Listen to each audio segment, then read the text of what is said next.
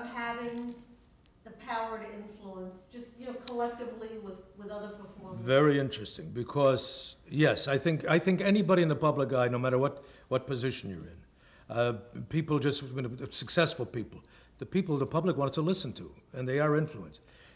Very interesting that Bing Crosby, who I work with many times, who I happen to be very fond of, no matter what his son said about him, no matter what the book said about him, he gave us the greatest entertainment, and he happened to be a very charitable man that people never knew of all the good that he did, building hospitals and things. But Bing Crosby once said to me, Shecky, ba ba ba ba ba ba. Well, I had that translated, and that meant never get involved in politics. Don't ever get yourself, don't let them know you're a Democrat, don't let them know you're a Republican, unless you do social commentary the way Hope would do it, Will Rogers would do it, you know. But they were big Republicans, Hope and Crosby. I always think of them as on the flip side of like Sinatra and Law. You're talking to liberals. Yeah, the flip side of the liberals. I don't remember Crosby ever coming out openly and saying he was a Republican. I mean, you may have that, you know, image of him, but no. I don't think anybody knows what Crosby was. Well, Sinatra, on the other hand, who happened to be very Democratic until that little thing with Kennedy came off in Palm Springs, all of a sudden went to Ronnie Reagan. So, I mean, you know, what's the old expression, if you can't stand the heat, don't go in the kitchen or whatever? And Dean wasn't political. In fact, no. With Frank on, he said to him, you know, when Frank thought Kennedy was, when he built the heliport and everything, as Janet Leigh says, and then they told him he's not going. Dean said to him, you know, you look like a wop in that cape. Frank had the cape and the top hat. You know, reached. But, you mean for the inauguration? Dean told me that he flat out said to Frank, I'm not supporting Kennedy, I don't like them, I don't. And you're gonna find out that after they've gotten what they want from you, you're just gonna be another wop to them. He told me that. Isn't that something? He told Frank that. Frank said, well, okay, but just stay out of it. Don't say anything negative until, you know, the election is over. So Dean laid low. He didn't like politics anyway. But he never joined them in that Kennedy effort. All the others did, Joey Bishop, Sammy, of course, Peter Lawford. And then Sammy turned around and became with Nixon. I mean, you didn't want to know something that's just... But that was all because they also, when they told Frank that night, this I got from Janet Leigh, who was there, when they told Frank the president wouldn't be coming to Palm Springs, they also told him that Sammy and Margaret would not be coming to the inauguration. They did not want that. You mean he made all the telephone calls? You're doing it my way. And that's why Sammy and Frank later went over to Nixon. It really wasn't like, oh, well, now we'll be on Nixon's side. There were a lot of reasons for that. But I lost my train of thought about politics, about the influence. Yeah, I mean, you know, one of the things that's so interesting, I saw this great clip where Bob Hope gets up on the... I'm cutting. I didn't know the other guy. No, this is not for print. Okay. Bob Hope comes to see me, he calls me in Chicago, and he says to me, when's your next show? I says, about 10 o'clock. He says, hold it. I'm in Iowa, and I'm going to fly in to see you. I said, well, how long do you want me to hold it? You know, I can hold it a half hour. So he comes in, and I go to the table, and he says, I just worked a place in Iowa. I got 12 under the table. I said, what?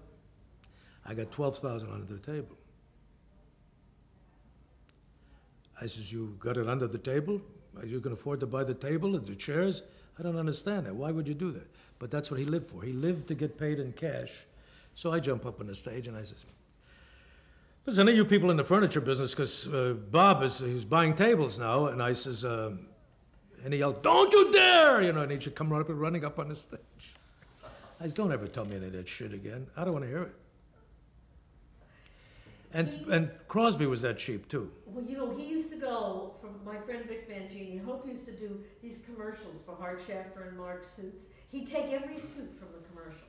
With all his money, he had to have the suits, the ties, the socks. He could never get enough.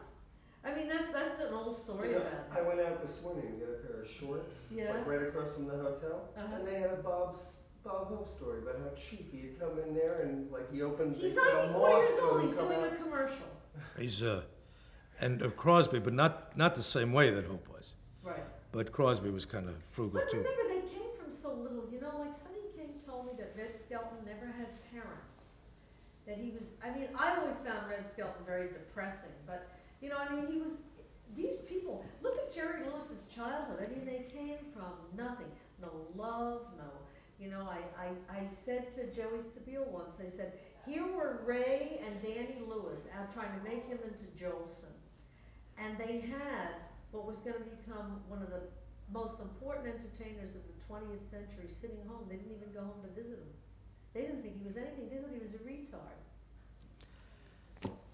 You know, parents, unless they're very intellectual, unless they've been educated to the point of high school, college, I think most of the parents of that era, not that they didn't think about show business for careers, even though Ray and Danny were in it, because of what they didn't accomplish any stardom or anything, so they didn't want their kid to have the same knocks that they did, work the mountains, you know, and. But look at Burl's mother, always. Well, Burl's mother used to bring the clacks in, you know. My mother wanted to be a Sandra like Burl's mother. She didn't have the chutzpah to do it. Was Burl great on stage when he was? Yeah, I love Burl. Yeah, Burl's still great. At this age, Burl is still great. Burl is, they really don't idolize Burl the way they should. Let me tell you, these Kennedy things at the Kennedy, what do they give out? What's that thing called? Kennedy Award. Life Achievement Yeah, Award. Life Achievement. Yeah. I mean, Burl should have been the first one. I mean, he was the maker of television. I mean, there's But was he good in? I mean, I've seen him in clubs, movies. Was he good? sensational. Was he blue? I heard he was a very dirty No, actor. no, he wasn't. No. Well, everybody was a lot dirtier. Believe me, the first time I saw Martin and Lewis in a nightclub, I was a kid. I couldn't believe it. I thought they were the people in the movies, but they weren't like that in the clubs at all. They were very X-rated in clubs. I don't think too many. You think I've got films For of? those days. Oh, for those days, yeah, Remember, you know, they'd be in the movie magazines with the wives and puppies yeah, and the little kids, Yeah. and then they'd be in Vegas, and it was a whole other world. yeah. Because there was not too many schmutz performers in those days. Lenny Bruce came out with, and everything Lenny did was in context anyway. But it started with Lenny as far as working legitimate clubs being dirty, away from strip clubs. Right. And then the kids began to idolize it and it picked up. Movies today, even, we're talking, not to, What was considered dirty in those days? Was it like doing like? let me tell you, gay I'm jokes? going to What tell you, was considered dirty? I'll tell you what was considered dirty. I did a joke, I did a routine about a Texas lawyer going to Paris, and he sees that there's a trial, a paternity trial, and he goes in and he doesn't hear the defense attorney protecting his client. He jumps up and he says to the guy, when the guy says, "Monsieur, I know what you're thinking. You think but you're wrong. This case is in the bag. Let me tell you about this case. This boy met this girl, and I'm going to do it real fast. He met this girl. He fell in love with this girl. He said, let's take a dance, and they danced. He said, Mademoiselle, let's take a walk in the garden. They took a walk in the garden. He said, Mademoiselle, I love you. You mind if I kiss you? She said, I don't mind you at all. So they kissed. He said, mind if I make love with you? She says, no, because if we make love, I said, wait, baby. He said, trust me, trust me. Now, this was considered dirty.